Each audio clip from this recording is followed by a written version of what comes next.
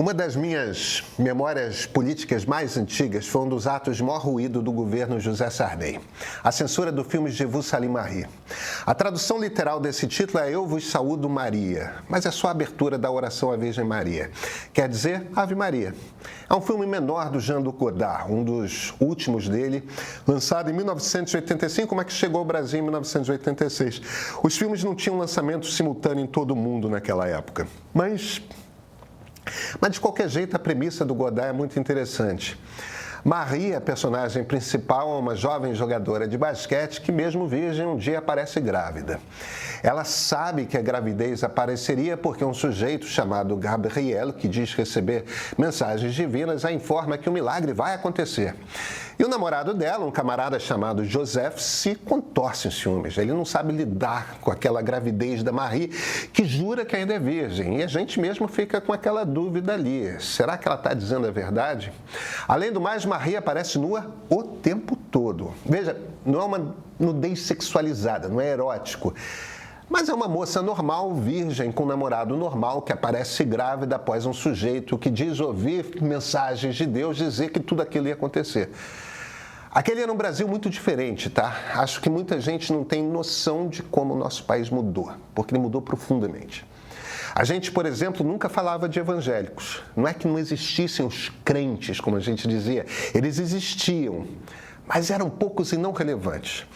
A Confederação Nacional dos Bispos do Brasil ficou indignada com o filme. O que os bispos falavam, o que muitos dos católicos falavam, é que o filme era profundamente ofensivo à ideia da Santa Maria. Expor assim São José como um sujeito ciumento, expor a Virgem nua o tempo todo, vulgarizar toda a ideia da concepção imaculada daquele jeito, assim, cotidiano, como os filmes do Godard costumam ser, né? Aquele longo cotidiano contado em cenas entrecortadas. E olha, para um católico de fé, o filme era mesmo ofensivo. Os católicos pensam na Virgem Maria de forma etérea, a figuração dela, né? O rosto com um sorriso plácido, nuvens à volta. É sempre assim, distante, sábia, bondade infinita. E o jovem papa daquela época, João Paulo II, era um cara muito ligado à Virgem Maria. O Vaticano ficou indignado. O Sarney, que era o presidente, mandou proibir a exibição do filme. Censura seco. Ele dizia que era católico praticante e não queria, aspas dele, contrariar o espírito cristão do povo brasileiro. O ministro da Justiça era o Fernando Lira, que resistiu. Ele queria dar uma classificação indicativa de 18 anos, não adiantava. O presidente queria censurar. O Lira assumiu, assinou ali a censura e deixou o governo. Assumiu a pasta Paulo Brossard, um liberal, deputado altivo do MDB durante a ditadura, um institucionalista. Talvez o discurso mais bonito contra a censura durante o regime militar foi dele, do Brossard, no Senado, em 1975. Parlamentarista convicto. O trabalho dele sobre o impeachment, olha, é talvez um dos mais importantes do pensamento jurídico-político brasileiro. Mas, pois é.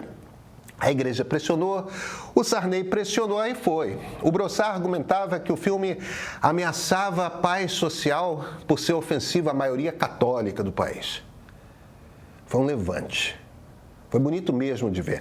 O Lira, o Fernando Lira mesmo, ele havia declarado que o governo Sarney representava o fim oficial da censura para menos de um ano depois aparecer com uma censura bizarra contra um filme.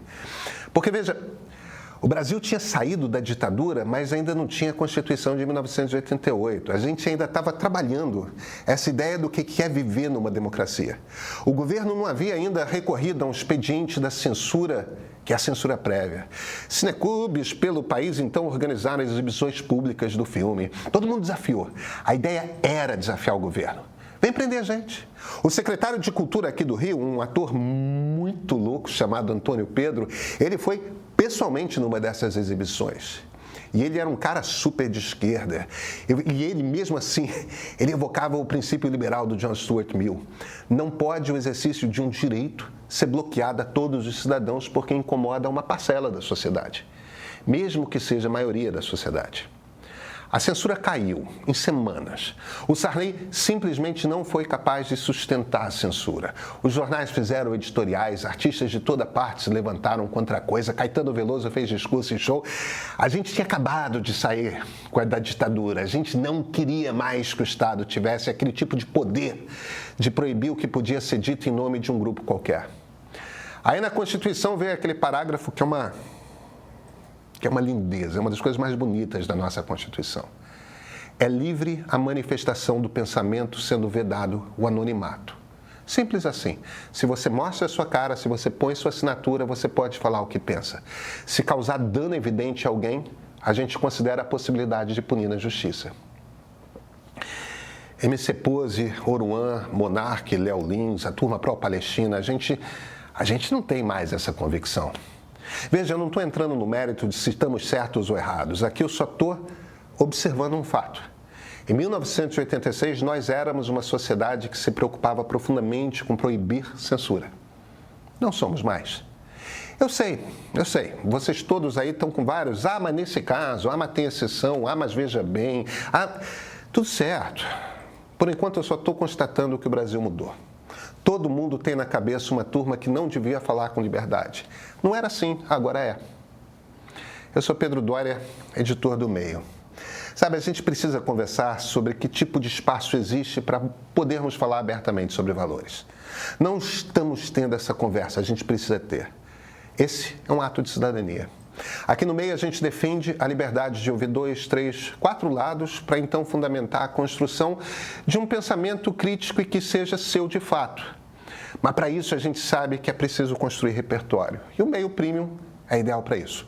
Reportagens exclusivas, newsletters especiais aos sábados e às quartas e o streaming por apenas R$15 por mês. Assina. Olha, eu te garanto que vai fazer a diferença nas suas muitas conversas. Esse é o ponto de partida.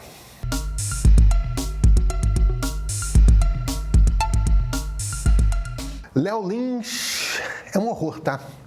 As piadas dele são racistas num nível inacreditável. É homofóbico, é transfóbico. É aquele sujeito branco, louro, de olhos azuis que só consegue algum tipo de espaço porque se sente com todo o direito de falar as maiores atrocidades sobre as pessoas mais expostas à violência no Brasil. E olha, ele não é engraçado. Ele foi condenado por tudo isso a 8 anos de prisão e a pagar mais de R$300 mil como indenização por danos morais. A mesma pena que pega alguém condenado por tráfico de drogas, por estupro, por homicídio. Seu crime foi ser um babaca, um ser humano ruim. Claro, um bando de gente de extrema-direita nesse exato momento deve estar aqui me aplaudindo. Muitas dessas pessoas apoiam o avanço do governo Donald Trump lá nos Estados Unidos sobre estudantes que levantavam faixas de Palestina livre do Rio ao Mar nas universidades de lá. Estudantes que estão sendo presos no meio da rua por policiais mascarados que não têm acesso a nenhum tipo de processo judicial que possa ser considerado o trâmite mínimo. Na boa, eu, pessoalmente, considero esses estudantes que vociferaram pelo fim do Estado de Israel igualmente babacas. Minha opinião. Só minha. Alguém foi assassinado por causa de alguma piada do Léo Lins? Israel está em risco de existência por causa desses estudantes? O ponto aqui é o seguinte: se ofensa é crime, se defender ideias ruins pode ser criminalizado, como é que chegamos a uma definição de que grupos têm direito à ofensa e que grupos não têm? Quem determina que ideias são ruins e quais não são? Eu nasci em 1974. Naquele ano, na maioria das casas brasileiras, era bastante razoável defender a ideia de que homossexualidade era uma abominação. A gente mudou. Mas a gente mudou porque houve um convencimento da sociedade. E esse convencimento ocorreu ao longo de algumas décadas porque houve liberdade para dizer o contrário. Se hoje precisamos tomar extra cuidado com linguagem racista, é também porque houve espaço para esse convencimento. Ideias que eram consideradas ruins no momento, hoje são consideradas mais do que razoáveis. São consideradas um padrão ético mínimo. Hoje, temos um governo de esquerda. Ano que vem, um Bolsonaro da vida se elege e se reelege em 2030. Aí, em 2032, vamos ter um STF em que Alexandre de Moraes é minoria. Sem golpe, tá? E o que o Supremo vai decidir sobre o que é razoável de se dizer? Quem é que vai ser censurado? Alguém acha que a censura do monarca mudou qualquer coisa sobre o que é dito nas redes sociais? Tivemos um monte de contas suspensas e sim, algumas suspensões são bastante razoáveis. Paulo Figueiredo estava ostensivamente trabalhando para um golpe de Estado, organizando um cerco de pressão aos generais legalistas. Mas mudou o que na internet brasileira? Nada. Continua igual. A direita, olha, é tão censura quanto. Jair Bolsonaro se elegeu e no discurso de vitória na Paulista prometeu banir a esquerda do Brasil. Se ele pudesse, faria. Donald Trump está ativamente trabalhando para banir o pensamento progressista nas universidades americanas. Gente, mudou. Estamos num momento censor, não funciona e é perigoso.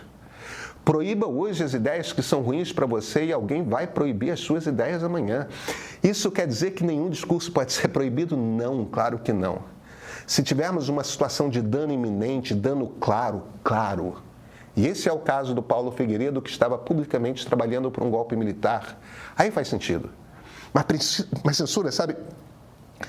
Censura precisa ser exceção. Deixa eu falar uma coisa que se perdeu. Essa discussão não é nova. A gente tem essa discussão há mais de 2 séculos. Nós estamos caindo numa discussão que é uma armadilha que não tem nada de nova. Todo mundo, em todas as épocas, sempre teve vontade de calar ideias perigosas. E não tem um momento na história em que essa tentativa de calar tenha feito qualquer ideia morrer. Aliás, nem o AI-5 conseguiu, de fato, calar o país. Hoje nos sentimos à vontade para querer banir o direito de se expressar de um monte de gente. Aquele Brasil que saiu da ditadura, ele não existe mais, não em espírito. E sabe, eu tô me vendo numa nostalgia só.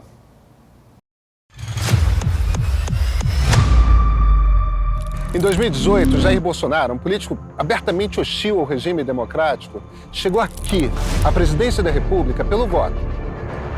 Ninguém pode ter a ilusão de achar que não há conflito em democracia. Não, os regimes democráticos são muito conflituosos. E 4 anos depois se movimentou para continuar aqui, mesmo não tendo votos para isso. Democracia é um regime intrinsecamente frágil.